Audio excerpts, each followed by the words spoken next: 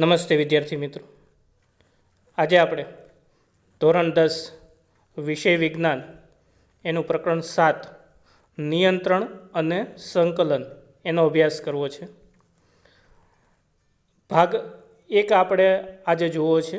એ ભાગ 1માં આપણે આગળ વધીએ પહેલાં આ પ્રકરણ કુલ 7 માર્કનું બોર્ડની પરીક્ષામાં પૂછાય છે. અહીંયા 5 માર્ક લખ્યા છે, મારી ભૂલ છે. કુલ 7 માર્કનું પૂછાય છે. એમાં વિભાગ બીમાં 2 પ્રશ્નો, 2 માર્કના 2 પ્રશ્નો પૂછાય છે અને વિભાગ સીમાં 1 પ્રશ્ન એટલે કે 3 માર્કનો 1 પ્રશ્ન પૂછાય છે. એમ કુલ 7 માર્કનું આ પ્રકરણ બોર્ડની બ્લુપ્રિન્ટ પ્રમાણે આપણને પૂછાતું હોય છે. ભાગ 1માં આપણે આગળ વધીએ પહેલાં અગાઉના પ્રકરણો અને એના તમામ ભાગોમાંથી કોઈ ભાગ જોવાનો રહી ગયો હોય તો આ વિડીયોના ડિસ્ક્રિપ્શનમાં એની લિંક આપેલી છે, તમે જોઈ શકશો. આ પ્રકરણમાં આગળ વધીએ પહેલાં આ પ્રકરણને લગતી કેટલીક બાબતો જે અગાઉના ધોરણોમાં ભણ્યા છીએ આપણે અથવા તો અગાઉના પ્રકરણોમાં ભણ્યા છીએ એને જરા યાદ કરી લઈએ. જેમ કે ખોરાક લેવો, શ્વસન કરવું, પ્રચલન કરવું એટલે હલનચલન કરવું, વૃદ્ધિ પામવી, પ્રજનન કરવું એટલે પોતાના જેવા નવો સજીવોને ઉત્પન્ન કરવા અને ઉત્તેજના સામે સંવેદના દર્શાવી. તમે 5મા અને 6ઠા ધોરણમાં ભણ્યા છો કે વનસ્પતિ છે એ પ્રકાશ તરફ પ્રતિચાર આપે છે, સંવેદના દર્શાવે છે, પ્રકાશની તરફ જ એની વૃદ્ધિ પામે છે. એવી રીતે વનસ્પતિના જે મૂળ છે એ પાણી તરફ આગળ વધે છે, જમીનમાં જ્યાં તરફ પાણી હોય એ તરફ આગળ વધે છે અથવા વૃદ્ધિ પામે છે, તો એ સંવેદના દર્શાવે છે. એવી રીતે લજામણીના જે છોડ છે એના પર્ણો ને આપણે સ્પર્શીએ તો એ બીડાઈ જાય છે. તો આ બધી સંવેદના સામેનો, ઉત્તેજના સામે જે સંવેદના દર્શાવે છે એ બાબત છે. આ બધી બાબતો છે એ શું બતાવે છે તો કે સજીવ તરીકેના આપણા લક્ષણો બતાવે છે. આપણે સંવેદના દર્શાવીએ છીએ, આપણને ઠંડી લાગે, ગરમી લાગે છે, દબાણ અનુભવીએ છીએ, પીડા અનુભવીએ છીએ, આ બધી જે સંવેદનાઓ અનુભવીએ છીએ એ પણ સજીવનું લક્ષણ છે. ખોરાક લેવો, શ્વસન કરવું, પ્રચલન કરવું, પ્રજનન કરવું, વૃદ્ધિ પામવી, આ બધાય સજીવોના લક્ષણો છે. પછી એવું પણ આપણે ભણ્યા છીએ કે સજીવનો જે પાયાનો એકમ છે એ કોષ છે. આખું શરીર છે, કોઈ પણ સજીવ હોય એનું શરીર છે એ માત્ર એક કોષમાંથી જ નિર્માણ પામે છે. પછી એમાં ને એમાં એવું પણ ભણ્યા છીએ આપણે કે ભાઈ કોષોનો જે સમૂહ છે એ પેશીઓ બનાવે છે. અગાઉના ધોરણમાં તમે જુદી જુદી પેશીઓ વિશે ભણ્યા છો. વનસ્પતિ પેશી છે, પ્રાણી પેશી છે. પ્રાણીય પેશીમાં સ્તંભાકાર પેશીઓ છે, સ્ત્રુત અધિચ્છદ પેશી છે, વૃદ્ધિને અવરોધે એવી કેટલીક બાબતો વિશે પણ ભણ્યા છો, વૃદ્ધિને પ્રેરે એવી બાબતોને પણ ભણ્યા છો. પછી આ જે પેશીઓનો સમૂહ છે એ અંગો બનાવે છે. આ અંગોનો સમૂહ છે એ તંત્રો બનાવે છે અને તંત્રોનો જે સમૂહ છે એ શરીર બનાવે છે. આપણું જે મનુષ્યનું શરીર છે એ પાચન તંત્ર, શ્વસન તંત્ર, કંકાલ તંત્ર, પ્રજનન તંત્ર, ઉત્સર્જન તંત્ર, પરિવહન તંત્ર, ચેતાતંત્ર અને અંતઃસ્રાવી તંત્ર જેવા તંત્રોથી બનેલું છે. એમાંથી કેટલાક તંત્રોનો આપણે આગળ અભ્યાસ કરીએ. પાચન તંત્ર છે, ઉત્સર્જન તંત્ર છે અને પરિવહન તંત્ર. એની વાત આપણે 6ઠા પાઠમાં જૈવિક ક્રિયાઓમાં કરેલી છે. આજે આપણે શું શીખવું છે આ પાઠમાં? સૌથી પહેલાં કેટલીક પ્રસ્તાવના રૂપ બાબતો આ પાઠની જોવી છે. પછી પ્રાણીઓ અને એમાં રહેલું ચેતાતંત્ર એના વિશે વાત કરવી છે. પછી પરાવર્તી ક્રિયાઓ એટલે શું એના વિશે વાત કરશું. પછી માનવ મગજ, એના ભાગો, એનું રક્ષણ, એના સંદર્ભમાં કેટલીક બાબતો આપણે જોશું. જેમ કે ચેતાપેશીઓ અને ચેતાતંત્ર સાથે આ જોડાયેલા જે અંગો છે એનું રક્ષણ કેવી રીતે થાય, અને છેલ્લે આ ચેતાપેશીઓ કાર્ય કેવી રીતે કરે છે એના વિશે વાત કરશું. સૌથી પહેલાં આપણે પ્રસ્તાવના જોઈએ. આપણે જૈવિક ક્રિયાઓ આગળના પાઠમાં 6ઠા પાઠમાં એવું જોયા હતા કે જો કોઈ વસ્તુ ગતિશીલ હોય તો તે સજીવ છે. ગતિશીલ હોય તો એ શું છે? સજીવ છે. વનસ્પતિની આ ગતિ છે એ વૃદ્ધિ પ્રમાણ સ્વરૂપે હોઈ શકે. વનસ્પતિ ગતિ કરે પણ કેવા સ્વરૂપે? વૃદ્ધિ સ્વરૂપે. છોડ હોય એમાંથી ક્ષુપ બને અને ક્ષુપમાંથી વૃક્ષ બને. આવી જે વૃદ્ધિ છે એ એની ગતિ દર્શાવે છે. છતાંય મોટા ભાગના પ્રાણીઓ અને વનસ્પતિમાં કેટલુંક હલનચલન વૃદ્ધિ સાથે સંબંધિત હોતું નથી. દરેક વખતે હલનચલન છે એ વૃદ્ધિ માટે જ હોય એવું જરૂરી નથી. જેમ કે દોડતી બિલાડી છે એ હિંચકા ઉપર હિંચતા બાળકો હોય, પછી ભેંસ હોય, તમે ભેંસને જોઈએ છે ખોરાક વાગોતા, દોડતી બિલાડી, હિંચકા હિંચતા બાળકો, વાગોતી ભેંસ, આ બધા એવું હલનચલન છે. હમણાં જ તમારી સામે બિલાડી હલનચલન કરતી ગઈ, તો એ હલનચલન એની વૃદ્ધિ માટે નહોતું. હિંચકા ઉપર હિંચતા બાળકો છે એની વૃદ્ધિ માટે નથી હિંચતા. પછી ખોરાક વાગોતી જે ભેંસ છે એ પોતાની વૃદ્ધિ માટે નથી એ વાગોતી. તો આ બધું જે હલનચલન છે એ કયા સંદર્ભમાં આપણે જોવું? એને ગતિ સ્વરૂપમાં સમજવું કે વૃદ્ધિના સ્વરૂપમાં સમજવું? બીજો પ્રશ્ન એવો થાય કે ભાઈ આ બધી જે ક્રિયાઓ છે એને આપણે જીવન સાથે કેમ જોડીએ છીએ? આપણા જીવન સાથે કેમ જોડીએ છીએ? તો એનો એક જવાબ એવો આપી શકાય કે આ બધી ક્રિયાઓ છે એ પર્યાવરણમાં આવતા પરિવર્તન સામે આપણો પ્રતિચાર હોય અથવા તો જવાબ હોય. આ જે હલનચલન છે એ પર્યાવરણમાં, આપણી આસપાસનું જે પર્યાવરણ છે એમાં કોઈ બદલાવ આવતો હોય, પરિવર્તન આવતું હોય, તો એ પરિવર્તનના જવાબ રૂપે, પ્રતિચાર રૂપે આપણે આવું હલનચલન કરતા હોઈએ છીએ. જેમ કે બિલાડી છે એ એક ઉંદરને જોઈને દોડતી હોય. બિલાડી એક જગ્યાએ સ્થિર હોય અને એના આજુબાજુના પર્યાવરણમાં ઉંદર દેખાય તો એ ઉંદર પાછળ દોડે છે. એટલે પર્યાવરણમાં બદલાવ આવ્યો એટલે એના પ્રતિચાર રૂપે બિલાડી દોડે. બાળકો છે એ આનંદ લેવા માટે હિંચતા હોય અને ભેંસ છે એ પોતાના ખોરાકના નાના નાના ટુકડા કરવા માટે વાગોતી હોય. આવી રીતે પર્યાવરણમાં જે પરિવર્તન આવે છે એની સામે પ્રતિચાર આપવા માટે સજીવો હલનચલન કરતા હોય છે.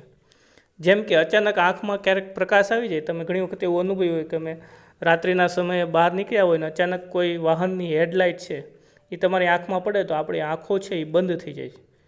તો એ આંખોનું જે હલનચલન છે એ આપણી વૃદ્ધિ માટે નથી, પણ પર્યાવરણમાં જે અચાનક બદલાવ આવ્યો એના પ્રતિચાર રૂપે, જવાબ રૂપે છે. એવી રીતે કોઈ ગરમ પાત્રને આપણે અડી જઈએ તો આપણો હાથ તરત પાછો ખેંચાઈ જાય છે. તમે ક્યારેક રસોડામાં કોઈ વસ્તુ લેવા ગયા હોય ને અચાનક કોઈ ગરમ તપેલી કે બીજું કોઈ પાત્ર હોય ને અડી જવાય તો આપણો હાથ તરત પાછો ખેંચાઈ જાય છે. તો એ જે હલનચલન છે એ આપણી વૃદ્ધિ માટે નથી, પણ પર્યાવરણમાં જે બદલાવ આવ્યો, અચાનક તમને ગરમ લાગ્યું, હાથને નુકસાન થાય એવું લાગ્યું, એટલે એના જવાબ રૂપે થતું હલનચલન છે. આપણે કોઈ પણ ગરમ વસ્તુને અડકીએ છીએ ત્યારે બદલાવ અનુભવીએ છીએ અને એ પોતાના બચાવ માટે પ્રતિચાર આપીએ. એ ગરમ વસ્તુથી આપણને નુકસાન ન થાય એ માટે આપણે પ્રતિચાર આપીએ છીએ. અને એ પ્રતિચાર કેવા સ્વરૂપે હોય તો કે હાથ પાછો ખેંચી લઈએ. એવી રીતે તમે ચાલતા હો અને અચાનક પગમાં કાંટો વાગે તો પગ છે એ ઊંચો થઈ જાય, તો એ પ્રતિચાર છે. આપણે જે ચાલતા હતા એ પર્યાવરણમાં અચાનક કાંટો વાગવાથી બદલાવ આવ્યો અને એ પર્યાવરણમાં બદલાવ આવ્યો એના જવાબ રૂપે આપણો પગ છે એ પાછો વળી જાય છે. જો આપણે ધ્યાનપૂર્વક વિચારીએ તો પર્યાવરણમાં થતો આ જે બદલાવ છે એની સામે જે આપણે પ્રતિચાર આપીએ છીએ એ પ્રતિચાર માટે થતું હલનચલન ચોકસાઈથી નિયંત્રિત થાય. તમે ખૂબ ધ્યાનથી વિચારો ને તો આ બધું એમને નથી થતું, કોઈ કારણ વિના નથી થતું, ચોકસાઈથી નિયંત્રિત થાય છે. કે ભાઈ હાથ જ્યારે ગરમ વસ્તુને અડે ત્યારે જ પાછો ખેંચાય છે, ઠંડી વસ્તુને અડે પાછો નથી ખેંચાતો. એવી રીતે તમે ચાલતા હો અને પગમાં કાંટો વાગે ત્યારે જ પગ પાછો વળે છે. બીજી કોઈ વસ્તુ પગમાં આવે તો આપણો પગ પાછો વળતો નથી. એટલે આ જે ક્રિયાઓ છે, આ પ્રતિચાર છે, એ ચોકસાઈથી નિયંત્રિત થાય છે, એમને હલનચલન નથી થતું. આ જે નિયંત્રણ છે એ શા માટે થાય છે? તો કે પર્યાવરણમાં પ્રત્યેક પરિવર્તનના પ્રતિચાર રૂપે એક ચોક્કસ ક્રિયા થાય. જો પર્યાવરણમાં કોઈ પણ બદલાવ આવ્યા, એ પ્રકાશને લગતો હોય, પીડાને લગતો હોય, ધ્વનિના સ્વરૂપમાં હોય, તમારે આજુબાજુ અચાનક ફટાકડાનો મોટો અવાજ આવે તો તમારું શરીર છે એ આંખો બંધ થઈ જાય છે અને તમારું શરીર ડરી જાય છે. તો એ જે હલનચલન છે શરીરનું, આંખો બંધ થઈ જાવી, એ ફટાકડાનો અવાજ સાંભળીને, એ પ્રતિચાર છે એ પર્યાવરણ સામે જે બદલાવ આવ્યો, પર્યાવરણમાં જે બદલાવ આવ્યો એના પ્રતિચાર રૂપે હોય. અને આ પ્રતિચાર છે ને, એ પ્રતિચારની જે આ ક્રિયા છે એ એક આખું તંત્ર એને નિયંત્રિત કરે છે. આપણા શરીરમાં આવેલું એક આખું તંત્ર છે એ એને નિયંત્રિત કરે છે. આ પ્રતિચારને કેવી રીતે નિયંત્રણ કરે? તો કે આપણને ખબર છે કે બહુકોષી સજીવોના શરીરમાં પેશી આયોજન હોય છે. મનુષ્યના શરીર અથવા બીજા જે બહુકોષી સજીવો છે એમાં પેશી આયોજન જોવા મળે છે. પેશી આયોજન એટલે શું? તો કે દરેક કોષોએ એનું કામ વહેંચી લીધેલું છે, કયા કોષોએ કયું કામ કરવાનું છે. એટલે કેટલાક વિશિષ્ટીકરણ પામેલા પેશીઓનો ઉપયોગ નિયંત્રણ અને સંકલન માટે થાય છે. એટલે જે આ નિયંત્રણ છે, આપણા શરીરમાં આવા પ્રતિચાર આપવા માટેનું જે નિયંત્રણ છે, પ્રતિચાર માટેની જે ક્રિયાઓનું નિયંત્રણ છે, એ નિયંત્રણ છે એ આ પેશીઓ દ્વારા થતું હોય છે. એના માટે ચોક્કસ કોષો આપણા શરીરમાં આવેલા છે અને એ ચોક્કસ કોષોનો જે સમૂહ છે એ આવું નિયંત્રણ અને સંકલનનું કામ કરે છે. હવે આપણે જોવું છે પ્રાણીઓ અને ચેતાતંત્ર. પ્રાણીઓમાં નિયંત્રણ અને સંકલન ચેતા અને ચેતાપેશીઓ અથવા તો સ્નાયુ પેશીઓ દ્વારા થાય છે. પ્રાણીઓમાં જે આ નિયંત્રણ અને સંકલન છે એ કોના દ્વારા થાય છે? તો કે ચેતાઓ દ્વારા અને સ્નાયુ પેશી દ્વારા. આકસ્મિક પરિસ્થિતિમાં ગરમ પદાર્થને અડકવું આપણા માટે હાનિકારક હોઈ શકે. આપણને ખ્યાલ નથી ને અચાનક આપણે કોઈ ગરમ પાત્રને અડી જઈએ તો આપણા માટે એ હાનિકારક છે, આપણે દાજી જઈએ. આપણે તેને ઓળખવાની અને એને અનુરૂપ ક્રિયા કરવાની જરૂરિયાત હોય છે. હવે આવી સ્થિતિમાં આપણે શું કરવાનું હોય? તો કે આપણને ખ્યાલ આવવો જોઈએ કે આપણો હાથ છે એ કોઈ ગરમ પાત્રને અડ્યો અને એ અડ્યા પછી એ હાથ પાછો ખેંચાવવાની જે ક્રિયા છે એ થવી જરૂરી હોય છે. નહીંતર આપણો હાથ છે એ દાજી જાય, આપણને નુકસાન થાય. એટલે આ ક્રિયાને ઓળખવાની અને એને અનુરૂપ ક્રિયા કરવાની આપણને જરૂર હોય. એટલે આના જવાબ રૂપે, પ્રતિચાર રૂપે કોઈ ક્રિયા કરવાની આપણે જરૂર હોય છે. આપણને કેવી રીતે ખબર પડે છે કે વસ્તુ ગરમ છે? આ પહેલો પ્રશ્ન આપણા માટે, કે ભાઈ આપણે વસ્તુને આપણને ઓળખવી છે કે ભાઈ આપણો હાથ ગરમ વસ્તુને અડ્યો છે, તો આપણને પહેલાં એ ખબર પડવી જોઈએ ને કે ભાઈ વસ્તુ ગરમ છે. એ આપણને કેમ ખબર પડે? તેનો જવાબ એ હોઈ શકે કે આપણા પર્યાવરણમાં આ બધી સૂચનાઓની ઓળખ કેટલાક ચેતાકોષોના વિશિષ્ટીકરણ પામેલા ટોચના તંતુઓ દ્વારા થાય છે. જો પેશી આયોજન છે સજીવના શરીરમાં, એટલે દરેક કાર્ય ચોક્કસ કોષો કરે છે. અહીંયા આ ચેતાકોષો દ્વારા, એ ચેતાકોષોના ટોચના તંતુ, હમણાં જ એની આકૃતિ પણ આપણે જોઈશું, ટોચના તંતુઓ દ્વારા આ ગરમ પદાર્થ, ઠંડો પદાર્થ એની ઓળખ થાય છે. અને એ જે ચેતાકોષો છે એ ક્યાં આવેલા હોય? તો કે સંવેદનાગ્રાહી અંગોમાં. આ સંવેદનાગ્રાહી અંગો છે એના વિશે આપણે અગાઉના ધોરણમાં ભણેલા છીએ, 7 અને 8મા ધોરણમાં, કે કયા કયા આપણા શરીરમાં સંવેદનાગ્રાહી અંગો છે. છતાં એક વખત યાદ કરી લઈએ કે કયા કયા સંવેદનાગ્રાહી અંગો છે. ચામડી છે, નાક છે, કાન છે, આંખ છે અને જીભ છે. આ 5 જે છે એ આપણા સંવેદનાગ્રાહી અંગો છે, જે આવી સંવેદનાઓ ગ્રહણ કરે છે. ગરમીની, ઠંડીની, પીડાની, સ્વાદની, સુગંધની, ધ્વનિની, પ્રકાશની, આવી બધી સંવેદનાઓ છે એ 5 અંગો દ્વારા આપણે ગ્રહણ કરતા હોઈએ છીએ. હમણાં જ આપણે જોયું કે ચેતાકોષ છે એક, તમારી સામે ચેતાકોષની એક આકૃતિ છે સરસ મજાની. આપણે જોયું તેમ સંવેદાંગો, જે સંવેદના અનુભવે છે એવા સંવેદના અંગો છે, એના વડે આપણને સૂચના પ્રાપ્ત થાય કે આ વસ્તુ ગરમ છે, ઠંડી છે, અથવા સ્વાદના સંદર્ભમાં જોઈએ તો તીખી છે, ખાટી છે. તો આ સૂચના છે એક ચેતાકોષના અગ્રભાગે આવેલા તંતુઓ, શિખા તંતુઓ, જો આકૃતિમાં તમે જુઓ તો શિખા તંતુઓ, શિખા તંતુ એટલે શિખા એટલે સાદી ભાષામાં કહીએ તો ચોટલી, આપણા વાળમાં જે ચોટલી હોય એ શિખા કહેવાય. એવા શિખા તંતુઓ એટલે ચોટલી જેવા જે તંતુઓ છે એ તંતુઓ દ્વારા આ સૂચના મેળવાય કે આ વસ્તુ ગરમ છે કે ઠંડી. અને એક રાસાયણિક ક્રિયા થાય પછી કોષમાં, અને રાસાયણિક ક્રિયા દ્વારા વિદ્યુત આવેગ ઉત્પન્ન થાય, એટલે વિદ્યુતનું એક તરંગ ઉદ્ભવે. આ જે તરંગ છે એ શિખાતંતુથી ચેતાકોષકાય સુધી જાય, જેને ચેતાંત કહે છે.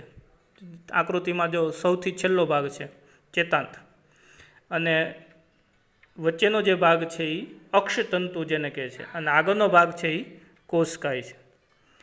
આ જે કોષકાયમાંથી આ જે રસાયણ છે, વિદ્યુત આવેગ છે, એ ક્યાં સુધી જાય છે? તો કે આ કોષના છેડે સુધી, જેને ચેતાંત કહે છે, ત્યાં સુધી જાય છે. કેવી રીતે જાય છે એને જરા જોઈ લઈએ. જો આ રાસાયણિક ક્રિયાને અંતે ઉદ્ભવેલો વિદ્યુત તરંગ છે એ ચેતાંત સુધી જાય છે. ફરી એક વાત જોઈ લઈએ.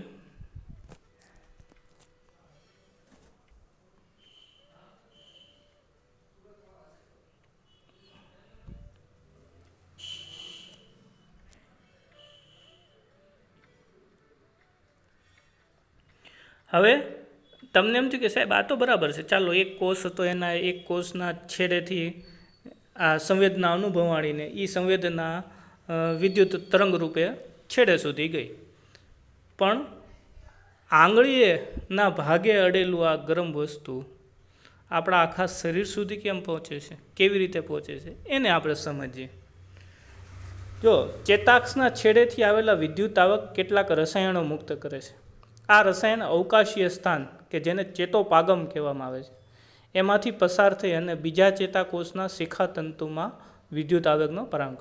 હવે જો બે ચેતાકોષ છે, એના બે ચેતાકોષના એક ચેતાકોષનો છેડાનો ભાગ ચેતાંત અને બીજા ચેતાકોષનો શરૂઆતનો ભાગ શિખાતંતુ, એમની વચ્ચે જે જગ્યા છે અવકાશ, એને ચેતોપાગમ કહેવામાં આવે. ફરી સમજો, એક ચેતાકોષનો ચેતાંતનો ભાગ અને બીજા ચેતાકોષનો શિખાતંતુનો ભાગ એટલે કે શરૂઆતનો ભાગ, એમની વચ્ચે જે અવકાશ છે, ખાલી જગ્યા છે, એ ચેતોપાગમ કહેવાય. એટલે એક ચેતાકોષે, જે પહેલા ચેતાકોષે જે સંવેદના અનુભવી ગરમીની, એમાંથી એને વિદ્યુત આવેગ ઉત્પન્ન કર્યો. આ વિદ્યુત આવક છે એ આ ખાલી જગ્યામાં, જે ચેતોપાગમની જે ખાલી જગ્યા છે, એમાં રસાયણ મુક્ત કરે, અને એ રસાયણ છે એ બીજા ચેતાકોષના શિખાતંતુએ પોગે એટલે ત્યાં વિદ્યુત આવક પાછો ઉત્પન્ન કરે. જે પહેલા ચેતાકોષમાં વિદ્યુત આવક ઉત્પન્ન થયો હતો એ જ વિદ્યુત આવક બીજા ચેતાકોષમાં થાય.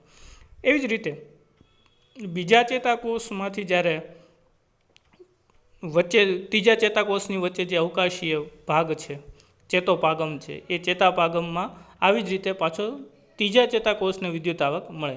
આમ શરીરના તમામ જાળીરૂપ આખી જે ચેતાકોષોની જે જાળી છે, એના દ્વારા શરીરના તમામ અંગો સુધી અથવા તો એના જે જરૂરી અંગો છે ત્યાં સુધી આ સંવેદના આપણને અનુભવાય છે. આ શરીરમાં ઉર્મિવેગના વહનની સામાન્ય પ્રણાલી છે. આ જે ઉર્મિવેગ છે, વિદ્યુત આવેગ છે, એને ઉર્મિવેગ કહેવાય છે.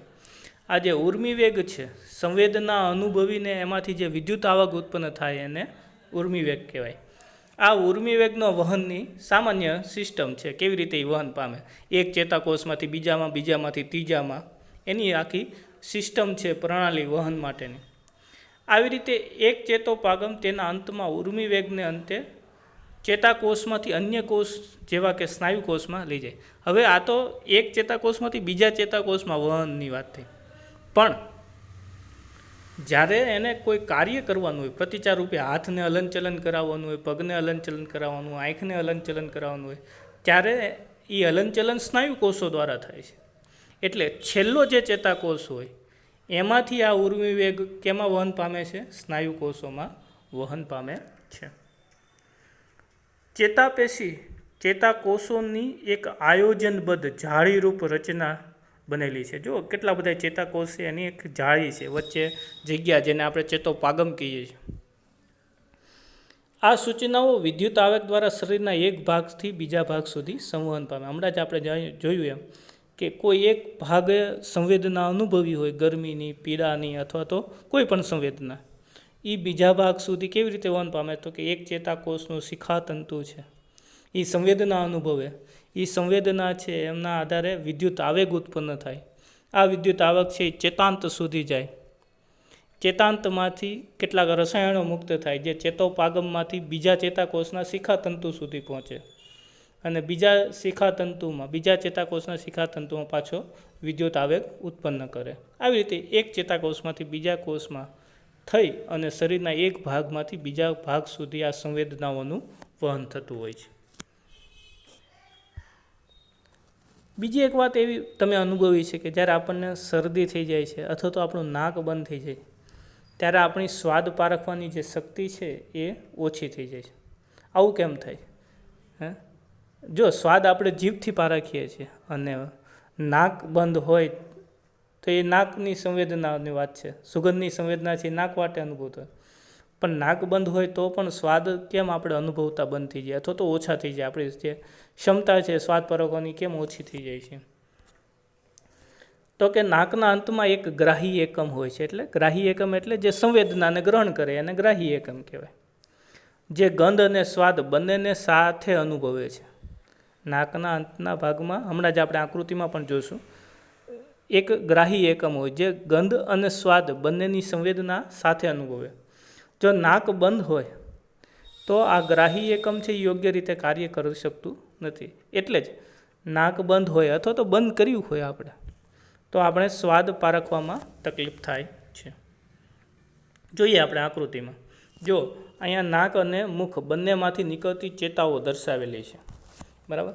એમાં જે નીચે દર્શાવી છે એ સ્વાદ પારખવા માટેની ચેતા છે અને ઉપર જે દર્શાવી છે એ ગંધ માટેની. પણ એ બંને જુઓ એક જ ભાગમાં ભેગી થાય છે, બરાબર. અને ત્યાંથી એ સંવેદના મગજ સુધી પહોંચે છે. એટલે જો નાક બંધ હોય તો સ્વાદ પારખવાની જે ચેતા છે એ એનું યોગ્ય કાર્ય નથી કરી શકતી. એટલે આપણે જ્યારે નાક બંધ હોય ત્યારે આપણે સ્વાદ પારખવાની જે આપણી શક્તિ છે એ પ્રમાણમાં ઓછી થઈ જાય છે.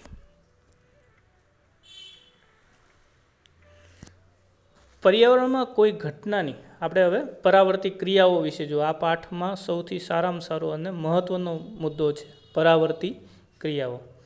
પર્યાવરણમાં કોઈ ઘટનાની ક્રિયાના ફળ સ્વરૂપે અચાનક થયેલી ક્રિયાની ચર્ચા કરીએ તો મોટે ભાગે પ્રતિચાર શબ્દનો ઉપયોગ કરીએ છીએ. પર્યાવરણમાં કોઈ ઘટના ઘટે, બદલાવ આવે તો એની સામે જવાબ આપવા રૂપે જે ક્રિયા થાય અચાનક, એ ક્રિયાને આપણે શું કહીએ છીએ? પ્રતિચાર કહીએ છીએ. આપણે વ્યવહારમાં એવું ઘણી વખત એવું કહેતા હોય છે કે ભાઈ હું પ્રતિચાર સ્વરૂપે બસમાંથી કૂદી ગયો, અથવા મેં પ્રતિચાર સ્વરૂપે આગની જ્વાળામાંથી મારો હાથ પાછો ખેંચી લીધો, અથવા હું એટલો બધો ભૂખ્યો હતો કે પ્રતિચાર સ્વરૂપે મારા મોંમાં પાણી આવવા લાગ્યું. જો તમે ભૂખ લાગી હોય ને તમારી સામે સ્વાદિષ્ટ ભોજનની થાળી હોય તો સ્વાભાવિકપણે તમારા મોંમાં પાણી આવી જાય છે. ઘણી વખત તમારે બસમાં જતા હોય ને અચાનક કૂદવાની જરૂરિયાત ઊભી થાય, આગની જળમાં અચાનક હાથ વહી ગયો તો હાથ પાછો ખેંચવાની જરૂર છે. આ પ્રતિચાર સ્વરૂપે થાય છે. આપણે પર્યાવરણમાં આવતા બદલાવના પ્રતિચાર સ્વરૂપે આપણે આ બધી ક્રિયાઓ કરીએ. આ ઉદાહરણમાં આપણે જે કંઈ કરીએ છીએ એ ક્રિયા ઉપર આપણું નિયંત્રણ નથી. જો બરાબર સમજજો, આ ક્રિયા ઉપર આપણું નિયંત્રણ નથી. તમે જાણી જોઈને હાથ પાછો ખેંચતા નથી, અચાનક ખેંચાઈ જાય છે. તમારે મોંમાં પાણી નથી લાવવું ભોજનની થાળી જોઈને, છતાં આવી જાય છે. તમારે બસમાંથી કૂદવું નથી, છતાંય કૂદાઈ જાય છે. છતાંય આ પરિસ્થિતિ એવી છે કે આપણે પર્યાવરણમાં થતા ફેરફાર સામે પ્રતિચાર આપીએ છીએ. તોય આ બધી પરિસ્થિતિ એવી છે કે એ પર્યાવરણમાં થયેલા બદલાવના જવાબ રૂપે હોય. આ બધી ક્રિયાઓ કેવી રીતે હોય? તો કે પર્યાવરણમાં જે બદલાવ થયો હોય એ બદલાવના જવાબ રૂપે હોય. આપણે જાણીએ છીએ કે આગની જ્વાળાને અડકવું એ આપણા માટે હાનિકારક હોઈ શકે અથવા તો કોઈ પણ પ્રાણી માટે ભયજનક સ્થિતિ હોય. તો આ પરિસ્થિતિમાં આપણે કેવી રીતે પ્રતિચાર આપીએ છીએ? આવો એક પ્રશ્ન થાય તો એના જે સંભવિત જવાબો છે એના પર આપણે વિચાર કરીએ. સૌથી સરળ જવાબ એ છે કે આપણને ખબર છે કે આગની જ્વાળાથી આપણને નુકસાન થાય છે એટલે આપણે હાથ પાછો ખેંચી લઈએ. તમને કોઈ એવું પૂછે કે ભાઈ તમે હાથ પાછો શા માટે ખેંચી લો? તમે શું જવાબ આપો? કે ભાઈ આગમાં હાથ રહે તો આપણને નુકસાન થવાની સંભાવના છે એટલે હાથ હું પાછો ખેંચી લઉં. હવે આ પરિસ્થિતિમાં પાછો નવો એક પ્રશ્ન થાય આપણને. કયો નવો પ્રશ્ન થાય? કે આ બધું વિચારવા માટે કેટલો સમય જોઈએ? તમારે હાથ પાછો ખેંચવો છે, સાચી વાત છે, હાથ પાછો ખેંચી લ્યો, પણ એ ખેંચવા માટે તમારે કોની મદદ જોઈશે? તો કે વિચારવાની જરૂરિયાત પડશે કે ભાઈ હાથ છે એ ગરમ વસ્તુને અડ્યો છે. તો એ વિચારવા માટે કેટલો સમય જોઈએ? પછી હાથ જે સંવેદના અનુભવી ગરમીની, એ સંવેદના ઉર્મી વેગમાં પરિવર્તિત થાય, વિદ્યુત આવેગમાં રૂપાંતર થાય, અને વિદ્યુત આવેગમાં રૂપાંતર થયા પછી જે તે ભાગ સુધી, એટલે કે હાથને પાછો ખેંચવા માટે સ્નાયુ કોષો સુધી પહોંચવામાં કેટલો સમય જોઈએ? ઉર્મી વેગનું ઉત્પન્ન થવું અને એના દ્વારા મગજમાં ચિંતન થવું. આપણને ખ્યાલ છે કે આપણું મગજ છે એ આ બધી વિચારવાની ક્રિયા કરે છે, ચિંતનની ક્રિયા છે. તો મગજ એના ઉપર ચિંતન ક્યારે કરે કે ભાઈ આપણો હાથ છે એ આગ પાસે પહોંચ્યો છે, એમાંથી આ સંવેદના અનુભવીને ઉર્મી વેગ ઉત્પન્ન થયો છે, અને આ ઉર્મી વેગ મગજ સુધી પહોંચે, અને મગજ એના ઉપર ચિંતન કરે કે આ પરિસ્થિતિ કઈ છે, ઠંડી વસ્તુને અડ્યો છે હાથ કે ગરમ વસ્તુને અડ્યો છે, એની ઓળખ કરે. તો એ બધા માટે કેટલો સમય થાય, અને આ બધા માટે ક્રિયાઓ ક્યારે થાય? આ બધાય પ્રશ્નોના જવાબ જો આપણે ક્રમમાં જોઈએ, સ્ટેપ બાય સ્ટેપ, એક સ્ટેપમાં જોતા જઈએ તો કેવી રીતે જોઈએ કે ભાઈ સૌથી પહેલાં આપણો હાથ ગરમ જવાને અડકશે. આ સૌથી સામાન્ય પરિસ્થિતિ કે આપણો હાથ છે એ કોને અડ્યો? ગરમ જ્વાળાઓને અડ્યો. હવે ગરમ જ્વાળાને અડ્યો એટલે શું થાય? તો કે હાથમાં જે સંવેદનાગ્રાહી અંગ છે, કયું સંવેદનાગ્રાહી અંગ છે હાથમાં? ચામડી.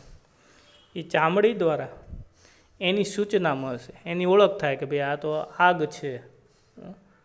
એટલે એમાં રહેલા જે ચેતાકોષો છે, ચામડીમાં રહેલા ચેતાકોષો, એ ચેતાકોષો દ્વારા વિદ્યુત આવેગ ઉત્પન્ન થશે, જેને આપણે ઉર્મી વેગ કહીએ છીએ. એ ઉર્મી વેગ મારફતે આ સૂચના ક્યાં પહોંચાડશે? મગજ સુધી પહોંચાડશે કે ભાઈ હાથ છે એ ગરમ વસ્તુને અડ્યો છે. હવે મગજ જે સૂચના રૂપે ઉર્મી વેગ મળ્યો છે ને, આ જે ઉર્મી વેગ મળ્યો સૂચના રૂપે, એની ઓળખ કરશે કે ભાઈ આ કયો ઉર્મી વેગ છે. ગરમ વસ્તુને અડિયાનો ઉર્મી વેગ છે, ઠંડી વસ્તુને અડિયાનો ઉર્મી વેગ છે, પીડા થઈ એનો ઉર્મી વેગ છે. આવી બધી ઓળખ કરશે, અને પછી ઓળખ થયા પછી શું કરશે મગજ?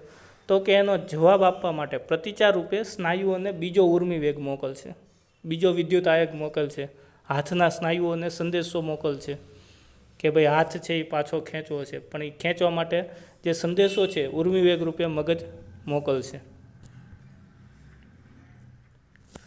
મગજ તરફથી જે મળેલો ઉર્મી વેગ છે, જે જવાબ રૂપે જે ઉર્મી વેગ મગજે મોકલ્યો સ્નાયુઓને, એની સ્નાયુ પાછો ઓળખ કરશે કે ભાઈ મગજે શું સંદેશો આપ્યો? હાથ પાછો ખેંચવાનો આપ્યો, હાથ વાળવાનો આપ્યો, હાથ સીધો કરવાનો આપ્યો, કે હાથ એમનેમ રાખવાનો સંદેશો આપ્યો. એની ઓળખ કરશે, અને એ પછી હાથને છે એ હલનચલન કરાવશે. હવે વિચાર કરો કેટલી બધી ક્રિયાઓ થાય.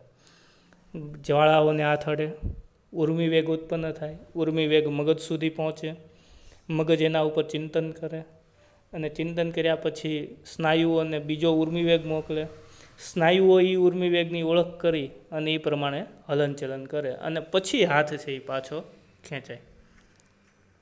હવે વિચારવા જેવું એ છે કે આટલી બધી લાંબી ક્રિયામાં સમય કેટલો લાગે? આ બધુંય ક્રિયા થાય એમાં કેટલો બધો સમય જાય? ત્યાં સુધીમાં હાથનું શું થાય? હાથ તો જ્વાળા નડી ગયો છે પહેલાંથી. વિચારવા જેવું છે ને કે આટલી બધી લાંબી ક્રિયાઓ થાય ત્યાં સુધીમાં હાથનું શું થાય? હાથ તો દાજી ગયો હોય ત્યાં સુધીમાં, આ બધી ક્રિયાઓ પૂરી થાય ત્યાં સુધીમાં.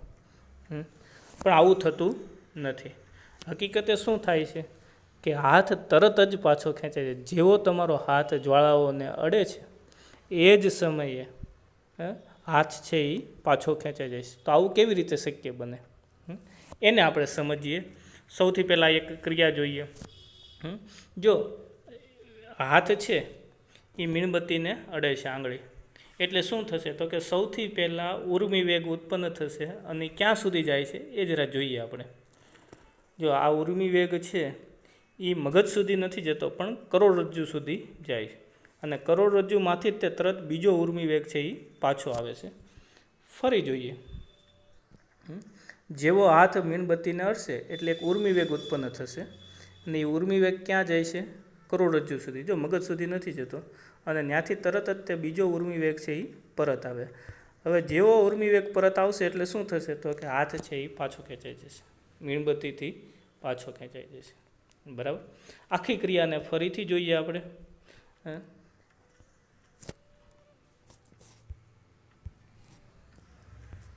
જો ઉર્મી વેગનું વહન થયું ક્યાં સુધી પહોંચ્યો? કરોડરજ્જુ સુધી. કરોડરજ્જુમાંથી પાછો બીજો ઉર્મી વેગ શરીરના હાથ સુધી આવ્યો, અને જેવો હાથ સુધી આવશે એટલે શું થશે? હાથ પાછો ખેંચાઈ જશે. એટલે કે જે ઉર્મી વેગ છે એ મગજ સુધી જતો જ નથી. ક્યાં સુધી જાય છે? કરોડરજ્જુ સુધી જ જાય છે, અને ત્યાંથી તે બીજો ઉર્મી વેગ છે સ્નાયુઓ સુધી પહોંચી જાય છે.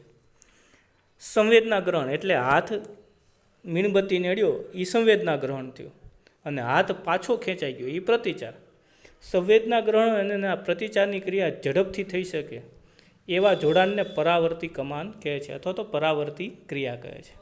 જો બરાબર સમજજો, સંવેદના ગ્રહણ એટલે કે જ્યાં સંવેદના તમે અનુભવી અને તરત જ જેનો પ્રતિચાર મળ્યો, એ પ્રતિચાર અને આ સંવેદના ગ્રહણ આ બંનેનું જે જોડાણ છે એને પરાવર્તી કમાન અથવા તો પરાવર્તી ક્રિયા કહે છે.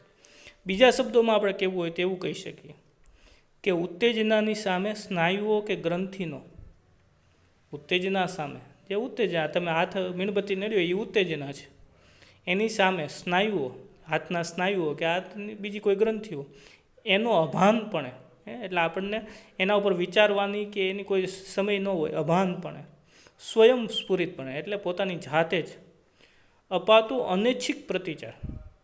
આપણને એટલી ઝડપથી આપણે વિચાર નથી કરતા હાથ પાછો ખેંચી લેવો, પણ અનૈચ્છિક રીતે એમને હાથ પાછો ખેંચાઈ જાય છે. એટલે આ અનૈચ્છિક જે પ્રતિચાર છે એને પરાવર્તી કમાન કહે છે, અથવા તો પરાવર્તી ક્રિયા કહે. આખા શરીરની જે ચેતાઓ છે આ કેવી રીતે થાય છે? આ પરાવર્તી કમાન, એનો જવાબ હવે મળશે તમને. આખા શરીરની ચેતાઓ છે એ મગજ તરફ જતી વખતે કરોડરજ્જુમાં મળે છે. બહુ હવે એક સરળ ઉદાહરણ દ્વારા અનુભવીએ આપણે કે તમારે કોઈ એક મિત્ર છે એના સુધી તમારે સંદેશો પહોંચાડવો છે, બરાબર, અને તરત જ એનો જવાબ પણ મેળવવો છે. હવે આ મિત્ર સુધી જે સંદેશો લઈને જાય છે એ અને ત્યાંથી જે પાછો સંદેશો લાવવાનો છે એ વ્યક્તિ બંને રસ્તામાં કોઈ એક સામાન્ય જગ્યાએ મળે છે પહેલાં. એટલે શું થશે કે જે મિત્ર છે સંદેશો લઈને જાય છે તમારો, એ છેક તમારે જે બીજા મિત્ર સુધી પહોંચાડવાનું છે એ પહેલાં જ વચ્ચે જ્યાં મળે છે બંને જ મિત્રો, ત્યાંથી સંદેશાની આપલે થઈ જશે, અને ત્યાંથી બીજો મિત્ર છે એ સંદેશાનો બીજો વળતો જવાબ લઈને આવશે. આવું જ આપણા શરીરમાં થાય છે કે શરીરની જે ચેતાઓ છે એ મગજ સુધી સંદેશો લઈ જાય એ પહેલાં કરોડરજ્જુમાં બધી જે સંવેદનાઓ છે એ ભેગી થાય, અને આ જે ચેતાઓ છે એ કરોડરજ્જુમાં ભેગી થાય એટલે ત્યાંથી બીજી જે ચેતાઓ છે, વળતી જે ચેતાઓ છે એ સંદેશાને પરત ફેરવે. એટલે મગજ સુધી સંદેશો જવાનો સમય બચી જાય, મગજના ચિંતનનો સમય બચી જાય, મગજ તરફથી મળતા પ્રતિચાર મોકલવામાં જે સમય જાય એ સમય પણ બચી જાય, અને તરત જ તે આપણે પ્રતિચાર આપી શકીએ. પણ મગજ આપણા શરીરનું સૌથી અગત્યનું અંગ છે, એટલે એને જાણ તો કરવી જ પડે કે ભાઈ આ સંદેશો અહીંથી આપણે પાછો વાળી દીધો છે. એટલે આ સંવેદના ધીમે ધીમે આગળ વધી અને મગજ સુધી પહોંચે તો છે જ. એનું બહુ સરળ ઉદાહરણ છે અને તમે અનુભવ્યું પણ છે. તમે રાત્રે ઊંઘમાં હો અને અચાનક કોઈ મચ્છર કે એવી કોઈ જંતુ કરડે તો તમે એ ભાગ ઉપર રાતે સારી રીતે નખથી ખજવાળી લ્યો છો. આજે ખજવાળી લેવાની જે ક્રિયા છે એ અનૈચ્છિક છે, રાતે ઊંઘમાં થયેલી ક્રિયા છે, પરાવર્તી ક્રિયા છે. પણ સવારે જેવા તમે ઉઠશો એટલે તમારું ધ્યાન ત્યાં જશે કે અહીંયા કંઈક થયું હતું રાતે. તો એ શું થયું? તો કે સવારે તમે જ્યારે ઉઠ્યા ત્યારે મગજને એની જાણ થઈ ગઈ કે રાત્રિના સમયે આવો કંઈક તમે પ્રતિચાર આપેલો છે, બરાબર.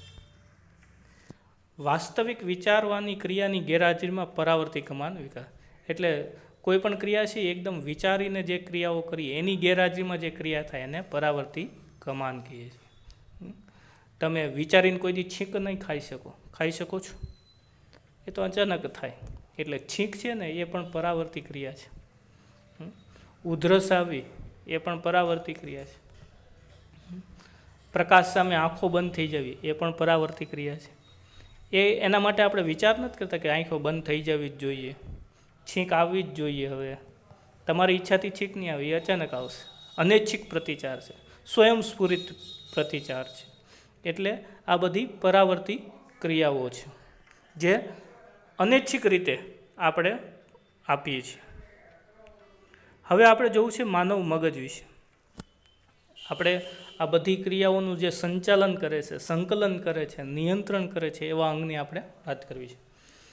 કરોડરજ્જુ છે એ ચેતાઓની બનેલી હોય છે. જે આપણા વાંસાના ભાગમાં દોરડા જેવી જે રચના છે એને આપણે કરોડરજ્જુ કહીએ છીએ. એ કરોડરજ્જુ છે એ ચેતાઓની બનેલી છે જે વિચારવા માટેની માહિતી આપે. આ ચેતાઓ શું કામ કરે? તો કે મગજને વિચારવા માટેની માહિતી આપ્યા કરે કે ભાઈ પગ અત્યારે કાંટા ઉપર છે, પગ અત્યારે સરસ મજાના ગાલીચા ઉપર છે, હાથ છે એ સરસ મજાના ઠંડા પાત્રને અડી રહ્યો છે, ગરમ પાત્રને. આ બધી વિચારવા માટેની માહિતી આપે. આ ક્રિયાઓ ચેતાઓની જટિલ રચનાઓ સંકળાયેલી છે જે મગજમાં આવેલી છે. આ વિચારવાની જે ક્રિયાઓ છે એ ચેતાઓ સાથે જોડાયેલી છે અને એ કોની સાથે જોડાયેલી છે? મગજમાં આવેલી છે. મગજ છે એ શરીરનું મુખ્ય સંકલન કેન્દ્ર છે. આપણા આખા શરીરનું જે સંચાલન છે એ મગજ દ્વારા થાય છે. જેમ આપણી શાળાનું સંચાલન પ્રિન્સિપાલ દ્વારા થતું હોય, તમારા ઘરનું સંચાલન તમારા ઘરના કોઈ વડીલ દ્વારા થતું હોય, એમ આપણા આખા શરીરનું સંચાલન છે એ મગજ દ્વારા થતું હોય. મગજ અને કરોડરજ્જુ, બરાબર સમજો, મગજ અને કરોડરજ્જુ એ મધ્યસ્થ ચેતાતંત્ર બનાવે છે જેને અંગ્રેજીમાં સેન્ટ્રલ નર્વસ સિસ્ટમ એટલે CNS કહે છે. ચોપડીમાં CNS એવો શબ્દ આપેલો છે પાઠ્યપુસ્તકમાં.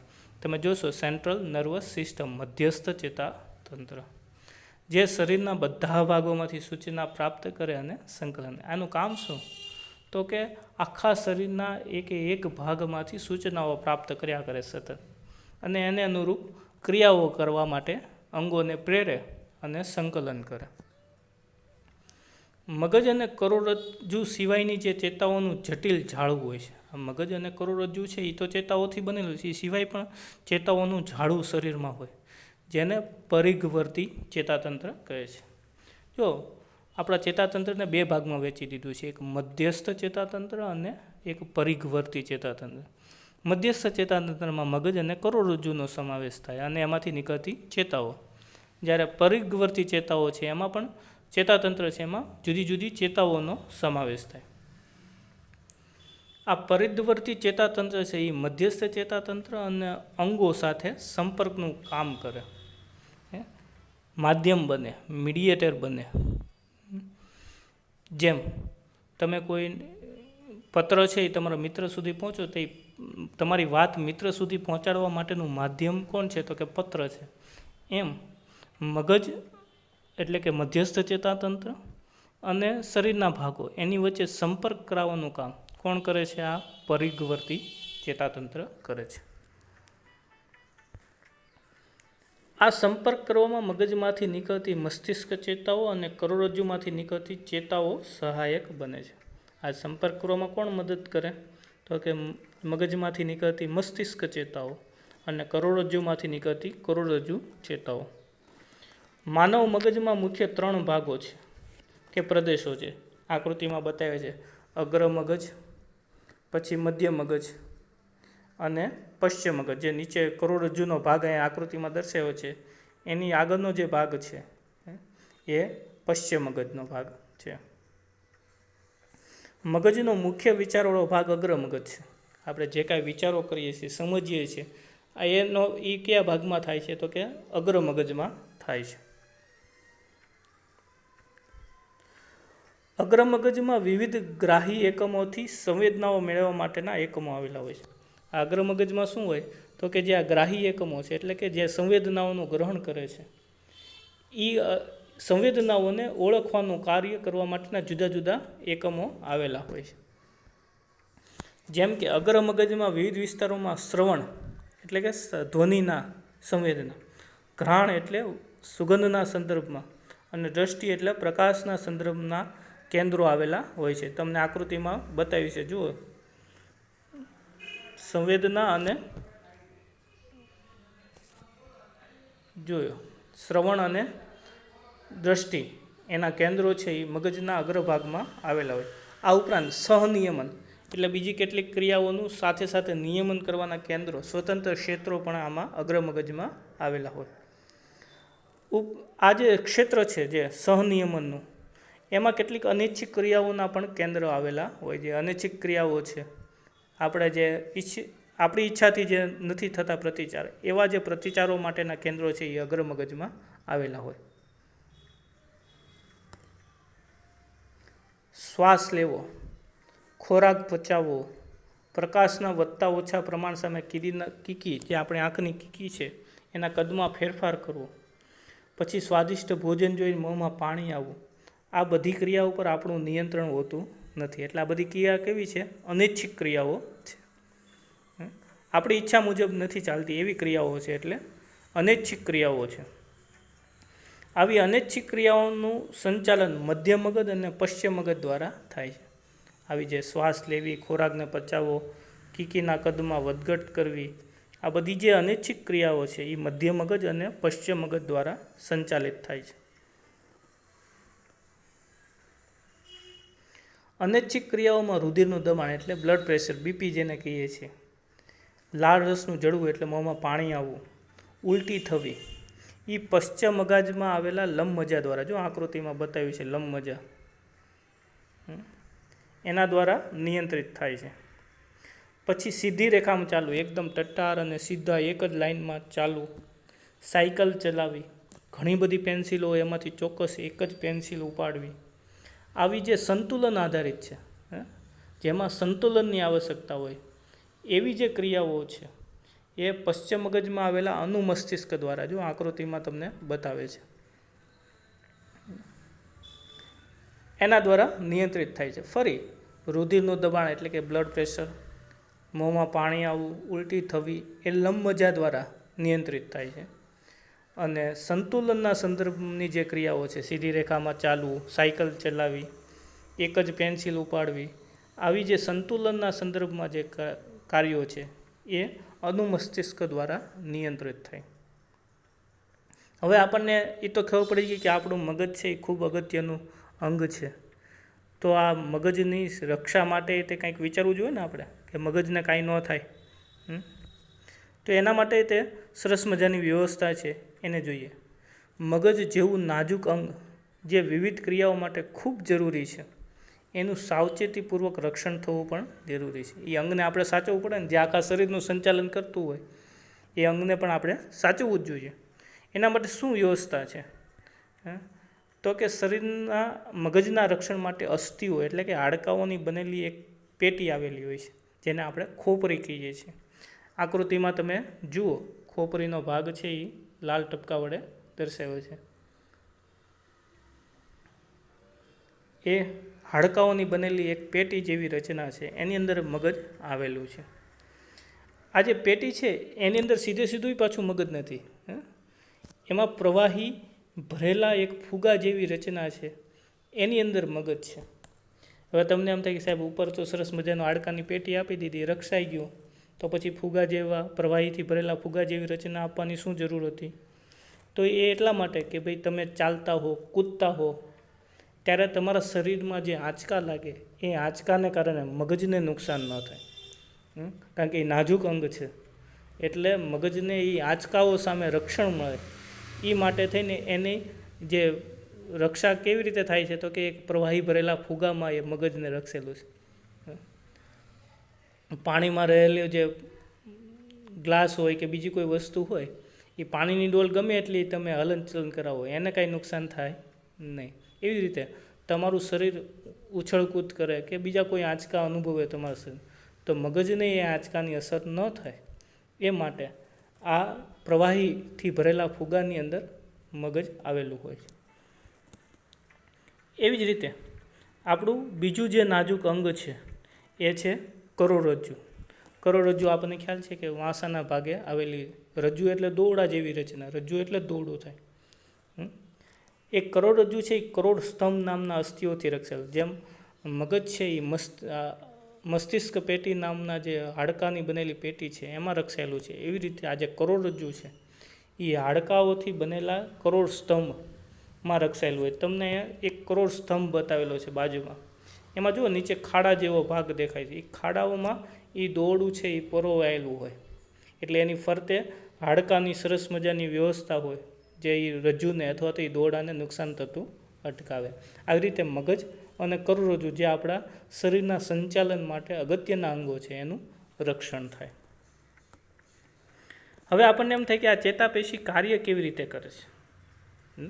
આ તો સમજી લીધું કે મગજ દ્વારા સંચાલન થાય છે, મગજનું રક્ષણ થાય છે, કોઈ પણ ક્રિયા છે એ મગજ દ્વારા સંચાલિત થાય છે. પણ એ કાર્ય થાય છે કેવી રીતે, એ ક્રિયા થાય છે કેવી રીતે? તો કે શરીરમાં જ્યારે સંવેદના ગ્રહણ અને પ્રતિચાર બંને માટે ઉર્મી વેગનું વહન ચેતાપેશીઓ દ્વારા થાય. સંવેદના જ્યારે અનુભવાય ત્યારે જે ઉર્મી વેગ વહન પામે અને એ સંવેદનાના પ્રતિચાર રૂપે જે ઉર્મી વેગનું વહન પામે, એ બંનેનું વહન કોણ કરે છે? ચેતાપેશીઓ કરે છે.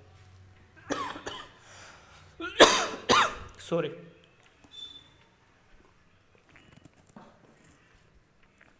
મગજ જ્યારે કોઈ હલનચલન માટે નિર્ણય સ્નાયુ સુધી પહોંચાડે, મગજ આવું હલનચલન માટે મગજ તરફથી પ્રતિચાર માટે જ્યારે સ્નાયુઓને નિર્ણય પહોંચાડે કે ભાઈ હાથ હલનચલન કરો, પગ હલનચલન કરો, ત્યારે આ સ્નાયુ કોષોમાં વિશેષ પ્રકારનું પ્રોટીન આવેલું હોય છે.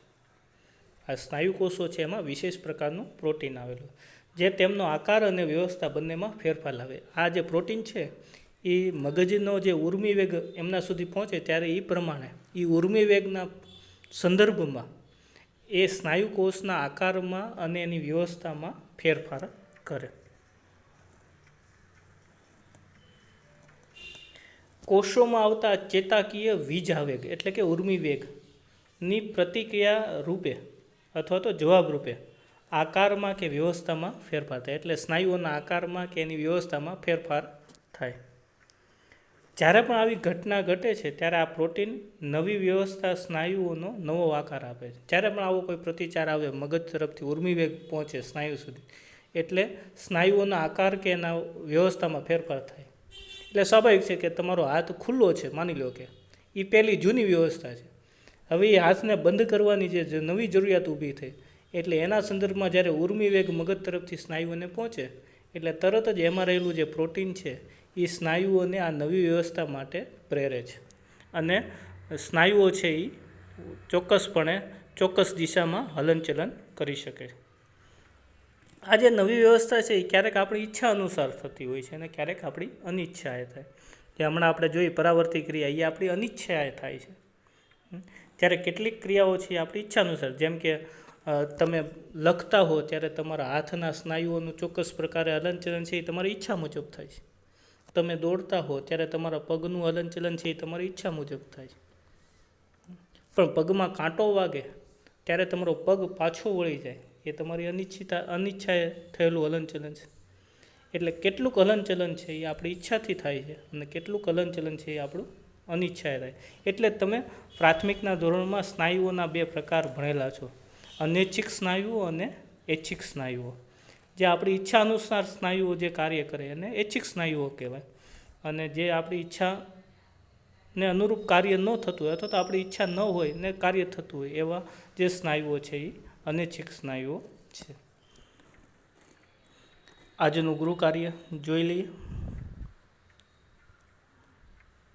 ચેતોપાગમ એટલે શું? ચેતાકોષની આકૃતિ દોરી તેના ભાગો દર્શાવો. મધ્યસ્થ ચેતાતંત્રના ઘટકો જણાવો. ઉર્મી વેગ એટલે શું? લંબ મજ્જાનું કાર્ય જણાવો. સ્નાયુ કોષ કેવી રીતે હલનચલન પામે છે? પરાવર્તી ક્રિયા એટલે શું? ઉદાહરણ સાથે સમજાવો. મનુષ્યના મગજના ભાગો જણાવીને, અહીંયા ભૂલ છે પ્રશ્નમાં, મનુષ્યના મગજના ભાગો જણાવી તે દરેકનું કાર્ય લખો. ચેતોપાગમમાં કઈ ઘટના ઘટે છે? મગજનો કયો ભાગ શરીરની સ્થિતિ અથવા તો સંતુલન જાળવી રાખવાનું કાર્ય કરે છે? બરાબર. આપ સૌનો ખૂબ ખૂબ આભાર. હવે પછી આપણે બીજા ભાગમાં મંગળવારે આગળ વધશું.